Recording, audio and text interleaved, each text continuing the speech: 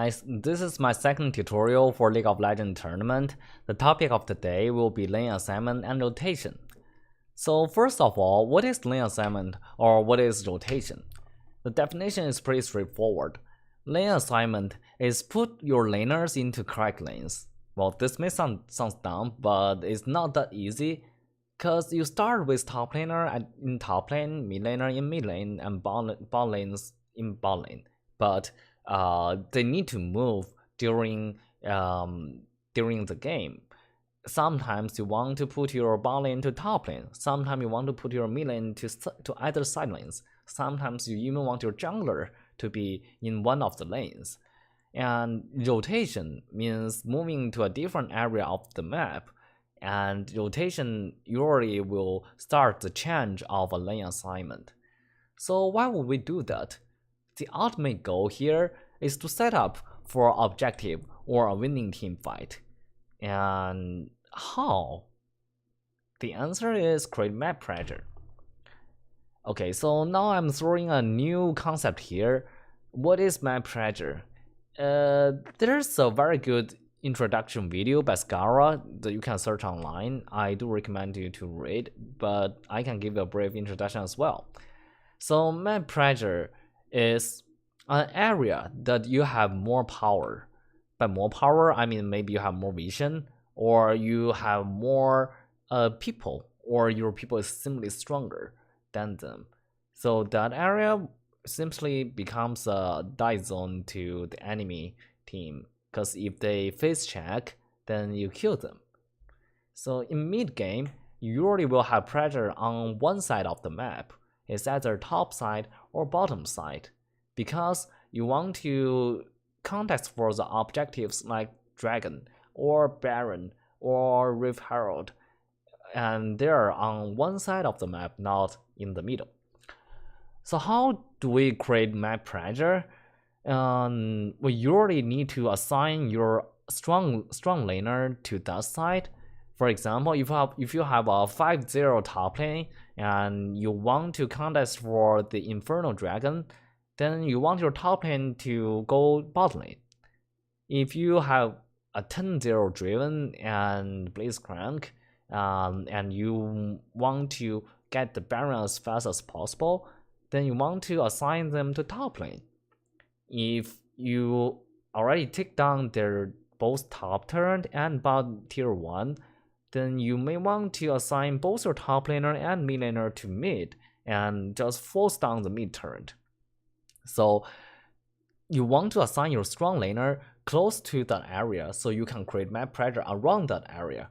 And after you have your people there, you can go into their jungle and set up visions with your support and jungler, or you can simply just do the objective, right? But on the other area, you still want someone to be there to shove the lane, to get the CS, to get more money, so you can have more power. Even if you fail to secure the objective, you can still count on some other member later in the game. But what type of champions should we assign to the weaker area? You generally want to assign your scaling champion or global champions with global presence or escapability. You want to put your scaling champion because they need more farm. Because if you are grouping in one lane, then you are sharing those money and experience.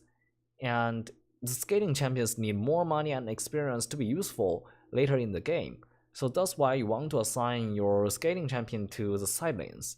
And if you have enough pressure, let's say at top lane, you're trying to push down you trying to take down their tier 1, and you have 4 people there. If they want to defend, they need to send at least 3 or 4 people to defend their top turn as well. This means they will have at most 1 or 2 people at bot, so your scaling champion will be safe to farm those, and he will be useful later in the game. Sometimes when the enemy team finds out that they cannot contest you with equal number, they will send their their fifth player to flank or just go in, and they want to fight a 5v4. And that is the time you want your champion with global ability like Shen, like your teleport or Twisted Fate out to join you guys to prevent them from going to 5v4. And that type of champion is also good to go to the weaker, or go to those areas that is far away from your team. Also, you want the champion to have some kind of escape ability, because if you put your Lux to somewhere really far away from your team, and you can't really pressure it right now, pressure the other side right now, and the enemy team finds out, oh, there's a moving 300 gold on the map, let's pick it up. They send their Camille to Lux lane. The Camille might be 0-4, but she can pretty easy to kill a Lux, so you won't do that. You don't want your like a squishy mage in the weak area. You may want something like casting or Jax, or a tank like Maokai or Malphite to be on that side. So after you assign your laners correctly, hopefully you will have your next objectives in your mind and rotate. You can group up and get the objectives. Congratulations, but wait a little bit. There's something else you need to do before that. Okay, so pre-works. If you check those pro plays, you will almost always find they have more CS than you do in the solo queue. Why? It's not only because they are more skillful than you do, they do pick up more CS in the same number of waves, but they also can just farm more because they have more waves. How? Because they push their lanes. So a wave of minion spawns every 30 seconds. If you push your lane, let's say mid lane, if you push the lane into their turret, then the next wave that's gonna to hit your wave will be later, because the enemy will shove the lane, and then their minions will go further away into your lane, and you have more time to do it. You have more time to rotate. So if you push your lane, this will give you more gold and tempo or vision. If you have anything to contest, for example, they have a red buff coming up, you can go there with your jungler, that is your tempo. If you fail to do that, there's nothing to take, then you can simply just put down your pink ward or your trinket ward in their jungle to have vision. And later in the game, when your team want to swap their map pressure to that side, then you will have the pre-work for that. So that's one way. The other way is to build a huge minion wave into you. This is something different and requires more understanding of the wave management, but to keep it simple is you need to leave less minion than their minions. For example, you can leave 2 minions, and when they have three minions, so you don't kill them, you just leave to do whatever your team wants you to do. And after a while, their minion will slowly kill your minions and becomes a big wave and push into you. And then you can go back to your lane and pick up all the farms. And the enemy laner has nothing to farm because their minion just killed your minion, and they can't kill your minion for the gold. I will explain it in one of the example video later. So that is the pre-works. And to sum it up, good lane assignment rotation will give you map pressure, and map pressure will set up for objectives and a winning team fight. And if you get those objectives or you win those team fights, then you have a higher chance to win. Okay, let's go into example. So this is week 5. We play against Microsoft. It's pretty even game until the end. So I think it's very good example. Let me go through it quickly. So this is Bampic Face. It's pretty normal. Let's see. So here we have Swain top, Shaco jungle, Ryze mid, Zaya and Blitzcrank bot.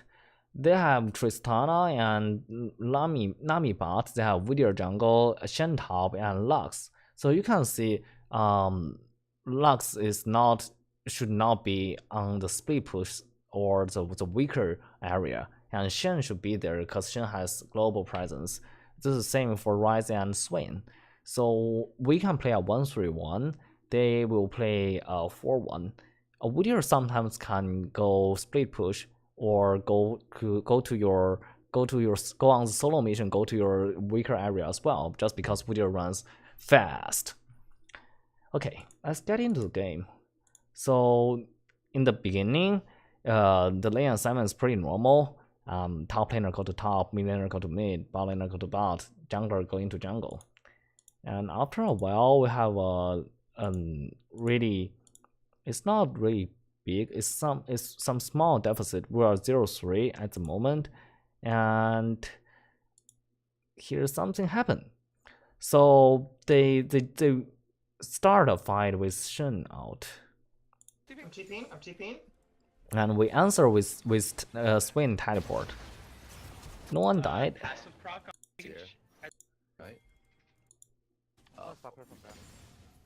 No one died, and then we go back to our normal lane assignment.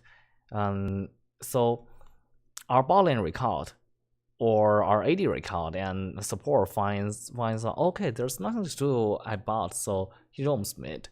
This is a really good rotation, even though it doesn't do much, but it forces the Lux back a little bit. Well, if Kikan comes from here or they don't have that good vision, then Lux may die. Okay, so I'm pick up blue. We try to kill Lux. We force their Shen out, Lux stopwatch, and Lux summoners. And then we got a kill onto their Woodier. Alright, we got it. And this come into a bot lane turn takedown. Well, I die here, but that's not important. Okay, this is more important. So we get our first turn, but they got the dragon. After the first takedown turn, but there's nothing that you can immediately take in bot lane. So we swap our bot lane to top. Because as you can see, top is pretty low right now. Mid is fairly healthy. And I swapped my... I can't remember what skill I have first. Oh yeah, I had cleanse first. I swapped out the cleanse for teleport. So I'm going bot. And because I'm a scaling champion and I can defend under tower. And we assign our Swain to mid. TP bot. No vision. Get this next wave. So I defend our bot with our Shaco successfully. In the meantime, our bot lane get their top turned, and they're starting to rotate to mid. Before they do that, they push in the top wave. I should be fine. Okay, Udyr still has. Okay, we're Okay, so now you can see top lane is pretty close to their turn, and we don't have that much vision. We have vision here, but we don't have vision here. So we don't have enough vision to support that, and it's really dangerous for us to assign one of our member to top. So we simply group up for mid, and I'm here because I mean I can run fast. I'm somehow tanky with my Roa and my Merc boots, so I can push up out as well.